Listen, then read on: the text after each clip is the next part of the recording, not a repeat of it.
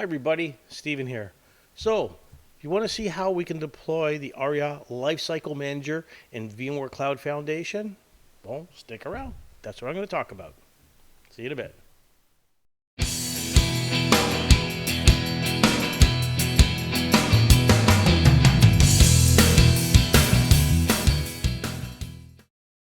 Hi everybody, thanks for sticking around. So what we're going to do in this video is we're going to look at how do we deploy the Aria Lifecycle Manager in VMware Cloud Foundation 5.2.1. It's pretty straightforward, but I'll show you a couple of things that I ran into and how to kind of do a sort of a pre-check before you actually do the install.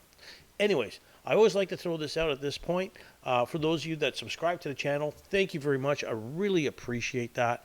And please, for those of you that are kind of new to this, if this is stuff you're interested in, please support the channel. Without subscribers, again, there's no content developers. So please click that subscribe button. It's totally free. It does support the channel. This is how I get compensated by YouTube, by subscribers. Also, another way to do that is liking and sharing is good. And I also have super thanks enabled, but that's totally up to you. So why don't we get started? All right, everybody, why don't we get started? So I've logged into my SDDC manager. You want to make sure everything's okay, even in your NSX manager environment. I guess the first thing we want to do, if I click on release versions, right now I'm at 5.2.1. That's the latest as of recording. Excuse me. You'll see the bill of materials over here, and the vRealize Lifecycle Manager says it's 8.18. If I go over to here, let's go into, here we go, Aria, VMware Aria Suite. You notice over here it says Lifecycle Deployment is not available because the install bundle 8.16 is not available or is not downloaded. So we got to go into bundle management. Before we do that, you want to make sure that you already set up your depot settings. I'm going to probably gray this out so you don't see my account. But again, you must have your settings here for your depot all set up. So you need to put in your user ID and password. You can do an offline depot as well. Excuse me. I'll probably do a later video on that. But again, I'm connected to the internet, so I'm just going to do the online. It's nice and simple. Okay, so from there, I got to go to bundle management. Under bundle management, I'll basically look through here for Lifecycle Manager, and I believe here it's going to be pretty much at the bottom. If I scroll all the way down towards the bottom, it's going to be one of these install only bundles. Install workspace 1, workspace 1, workspace 1, and it's somewhere. Here we go. Lifecycle Manager 8.18. Okay, so that's what the bill of material says. I'm going to download that. So I'm going to click on download now. I can schedule it if I want to. I'm going to say download now. And basically at this point, I got to sit back and wait. Now this is going to take a little while, so we'll come right back. All right. Okay, so we are back. If I go to my download history here, you'll actually see, there we go, Lifecycle Manager has been downloaded. Great. So let's go in and install. Let's go to Aria, VMware Aria Suite. We now see I'm able to actually deploy it. So I'll hit on the deploy button. So now the deploy button comes up and it's telling you that you need to set these things up. So I need to have my DNS forward and reverse lookups. Very important. Okay, it's going to check for this stuff and it'll fail during the install if it's not set up properly. So you need to make sure you got forward and reverse lookup set up for again your Lifecycle Manager. Network configuration. This is interesting. Routing between the application virtual networks. So first of all, you must have your management domain already up and running. You must have your edge cluster deployed in the management domain, and you must have your application virtual networks deployed. I got videos on all of those, so you want to watch it. So the application virtual network, management network and connectivity to network services, DNS, all that stuff must be set up. And then you must have the installation package availability. We just did this. Now, I'm just going to elaborate more on this network configuration because I got burned on this one a couple of times. It doesn't say anything about jumbo frames here, but it does tell you have to have proper connectivity in your environment. And what happened was my edges, my edge transport nodes, their TEPs are on one subnet, let's say the 12 subnet, and my hosts' TEPs were on the 11 subnet, okay? And obviously they're going to a router to talk to each other. My router wasn't configured properly. we had connectivity, but it wasn't configured properly for jumbo frames. So it was fragmenting it, and that's not a good thing. So it would come up and give me errors saying you need to make sure you got jumbo frames supported. Now, let me show you. Let me cancel this. Let me just show you real quickly a couple of things that I could do here. So let me go into my host 1. I've got SSH enabled on the host. If it's not, you'll have to go and enable it. I'm going to log in as root. Okay, and let's just change the size of this so we can see things a little bit better. And let's go appearance. Let's crank this up to 12, I guess. Okay. And I always like to change the colors. And I do know how to save them now, folks, but I keep wiping out my lab environment, right? Default, modify. That's okay. And apply. There we go. All right. So if I type in ESX-CFG-VMK-NIC-L, I know it's the old command, you'll actually see I've got 2 taps on this host. There's VMK10. That's my first tap, and you'll see the address is 172.20.11.53 on this host. And the second tap on this host is 172.20.11.54. So my hosts tap are on the 172.20.11 network. And they're basically from 51 to, I don't know, I think it was 60 something I got. So if I just do this VMK ping, VMK ping + net stack, I'm telling it I want to use the Geneve stack. I know I just typed in VXLAN there. But if you actually look here, this kind of wrapped around, you'll see the stack. The net stack is VXLAN here. I know it's Geneve, okay? So you type in VXLAN. I covered this in my NSX troubleshooting class, by the way. So I want to type in the IP of a tap. Now I know one of the taps on this same subnet on the host is 172.20.11.51. I know that's of a different host. So I just, boom, I got connectivity. But I want to test and make sure I got jumbo frames. So I'm going to say dash segment size, and I could type in 9,000, but that's not correct. Because if I'm using 9,000 MTU in my segment, my physical environment, if I want to test for 9,000, I got to subtract 28 from it because there's an overhead for IP and ICMP. It's 28 bytes in total. So I got to type in here not 9,000, but 8972. That's 9,000 minus 28. And if I hit enter, again, it's going to work.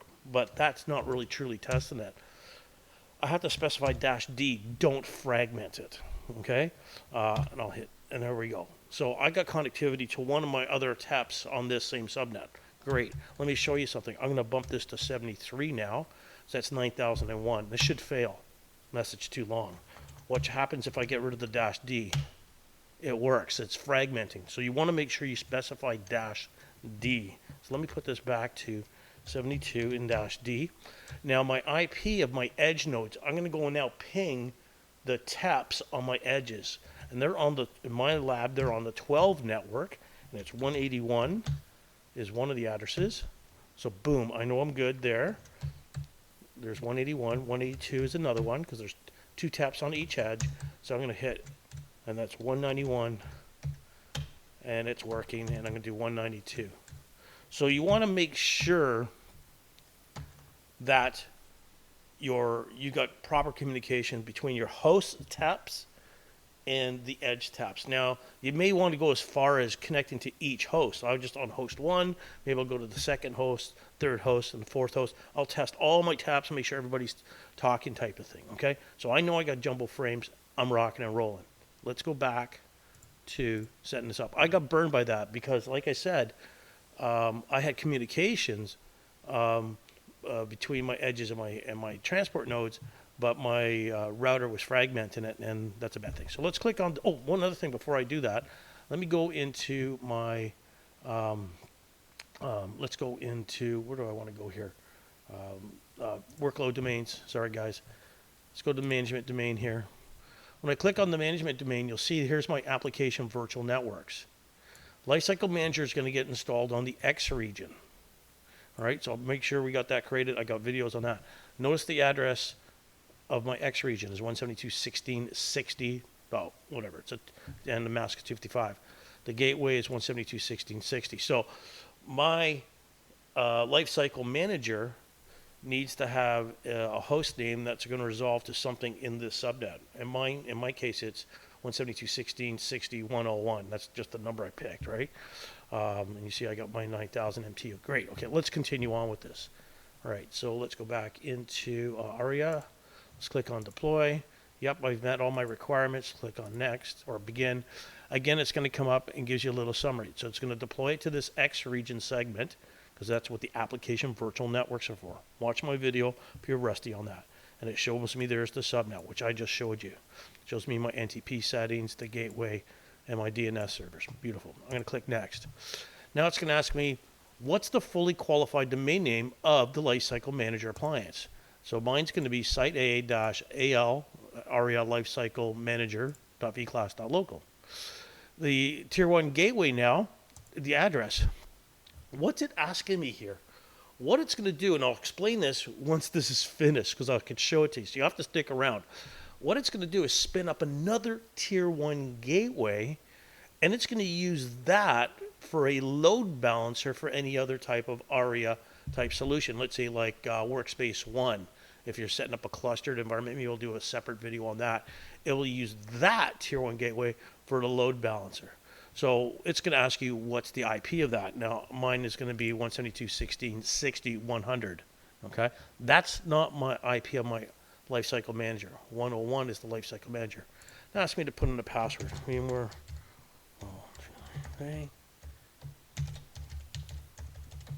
Okay. Now it doesn't ask me what the IP address of the Aria Lifecycle Manager is going to be. It's going to do a reverse lookup on this. Okay, let me scroll down here. It's asking me for a root password.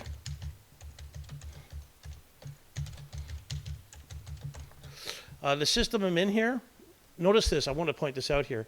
Notice it says this is the Aria Lifecycle Manager password for the user interface or user ID, VCF admin at local.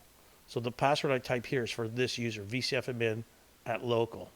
That's what we're going to log in with once it's deployed. I'll click next, gives me a summary. I hit finish.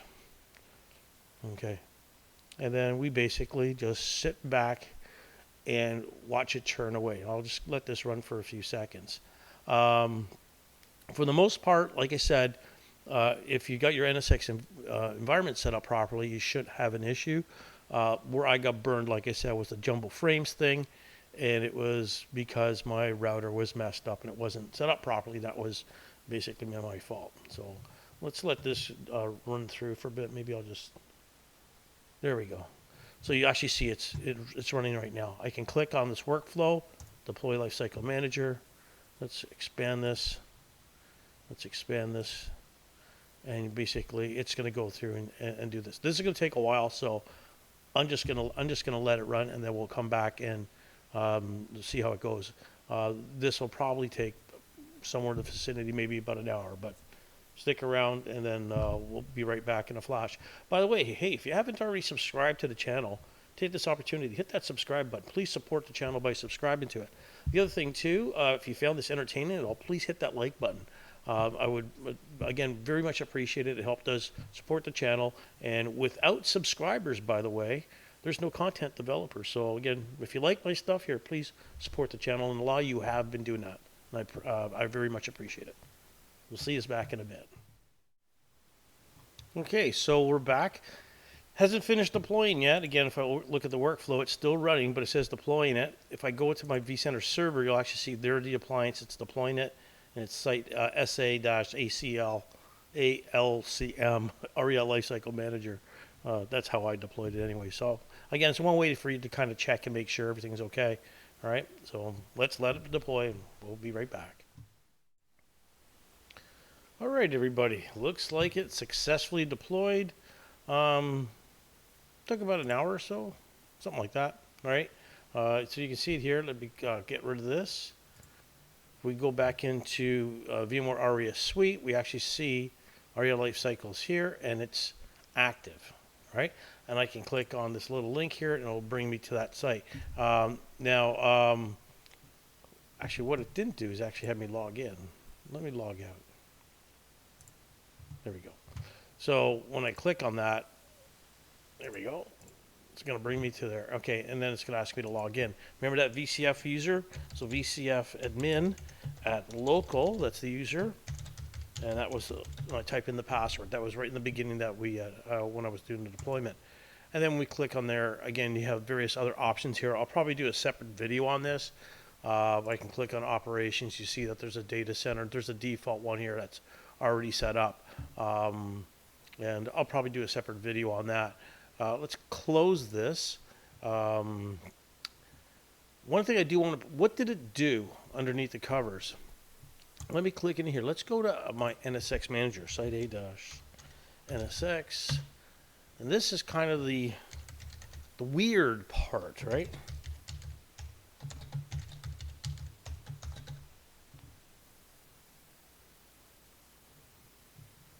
We're going to skip this. And I'm going to go into networking. Under segments, you'll see my application virtual networks, my region A segment and region X segment. I did videos on that earlier on, okay, so you may want to watch those. When I click on the tier 1 gateways, I got my tier 1 gateway that was created when I deployed my edge cluster. Again, another video on that. But here is the one that got created for basically the Aria suite. Okay, if I click on the topology sign here, view topology, you'll actually see there's the gateway, there's the segment, and then there's one VM here. If I click on that, you'll actually see it's site A, SAALC. There's my Aria Life Cycle Manager VM here, right? Which is kind of weird when you look at this. I've got this segment that goes in. Let's look at the full network topology. Let's go to network topology here. And then I'm just going to skip this. And you see over here, don't worry about these segments down here. You actually see my tier 0 gateway. I got my tier 1 gateway. I got my X region segment, application virtual network, and I have my region A segment. Again, those was created back in the other video. But notice X region segments also over here. Okay? And when I click on this gateway, you actually see. So, and then my VM here, let's scroll up. Notice it says one VM here. And if I click on that, come on, it shows me, come on.